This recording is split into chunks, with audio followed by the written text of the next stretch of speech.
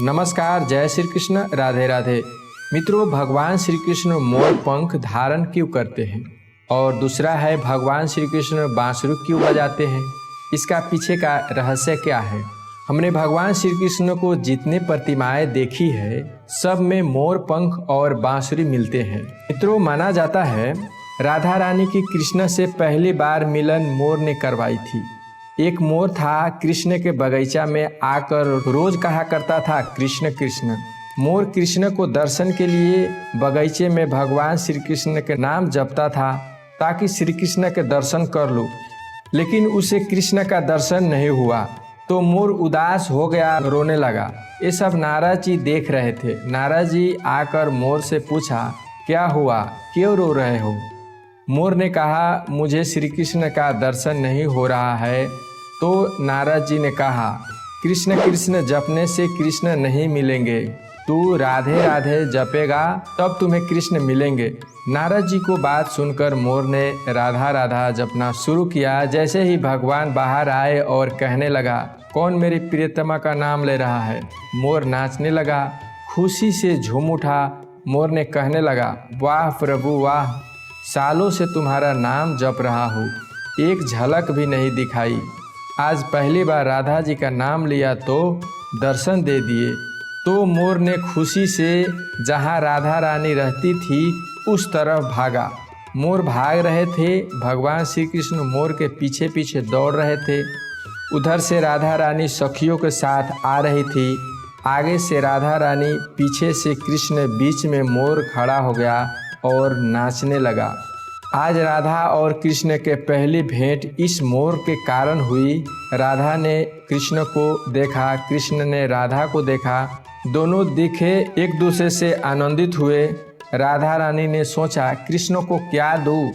मोर नाच रहे थे, वहाँ मोर पंख गिरा था, तो राधा रानी ने मोर पंख उठा के दे दिया। श्याम सुंदर ने सोचा, ये राधा रानी का दिया हुआ पहला तोहफा है, इसे कहाँ सजाऊं? तो श्याम सुंदर ने उसे माथे पर सजा लिया। तब से मोर पंख लगाते हैं। दूसरा कारण है, मोर और मोरनी के बीच वासना नहीं है। कहते हैं मोर जब नाचता है तो उनकी आंखों से आंसू निकलते हैं। उन्हीं आंसू को पीकर मोरनी गर्भधारण करती है। और भगवान कहते हैं कि जो निर्विकार है उसके अंदर कोई वासना नहीं है, ऐसे को अपने मस्तक पर धारण करता हूँ। इसीलिए भगवान श्री कृष्ण ने मोर पंख मस्तक पर धारण किया करते हैं। दूसरा प्रश्न है, भगवान श्री कृष्ण बांसुरी क्यों बजाते हैं? मित्रों, श्रीमद् भागवत पुराण में श्री कृष्ण की बांसुरी से जुड़ी कई कथाएं मिलती है, जिसमें से कुछ रहस्य को बताना चाहूँगा।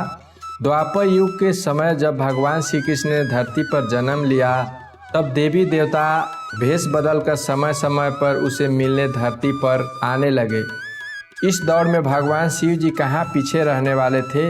अपने प्रिय भगवान से मिलने के लिए वह भी धरती पर आने के लिए इच्छुक हुए, परंतु वह यह सोचकर कुछ क्षण के लिए रुके कि यदि वे श्री कृष्ण से मिलने जा रहे हैं तो उन्हें कुछ उपहार लेते जाए। तो भगवान शिव ने बांसुरी ले लिया।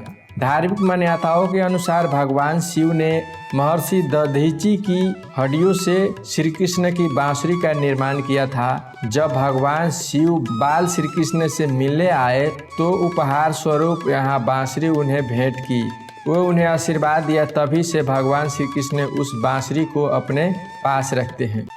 दूसरा विश्वास है, धनवा नाम का एक बांसुरी बेचने वाला श्री कृष्ण को बांसुरी देता है तो वे उस पर पहली बार मधुर धुन में बजाते हैं, जिससे वह बांसुरी बेचने वाला आश्चर्यचकित हो गया।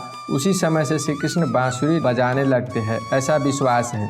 श्री कृष्ण ने पहली बार ही ऐसी बांसुरी बजाई कि सभी को ऐसा लगा जैसे यह बजाना कई जन्मों से सीख रखा है। उनकी बांसुरी की धुन पर गोपियों और पूरा गोकुल बेसुध हो जाता था, इसीलिए श्री कृष्ण बांसुरी बजाते थे। बांसुरी के संबंध में एक धार्मिक मान्यता है कि जब बांसुरी को हाथ में लेकर हिलाया जाता है तो बुरी आत्माएं दूर हो जाती है, और जब इसे बजाया जाता है तो घरों में शुभ चुंबकीय प्रवाह का प्रवेश होता है।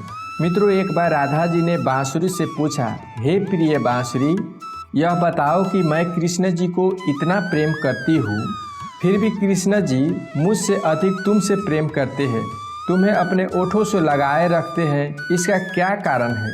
फिर बांसुरी ने कहा, मैंने अपने तन को कटवाया, फिर उसे काट काट अलग की गई, फिर मैंने अपना मन कटवाया, बिल्कुल आर पार पूरी खाली कर दी गई, फिर अंग अंग छिदवाया, मतलब मुझ में अनेकों सुराग कर दिए। उसके बाद भी मैं वैसा ही बजी जैसे कृष्ण ने मुझे बजाना चाहा। मैं अपनी मर्जी से कभी नहीं बजा।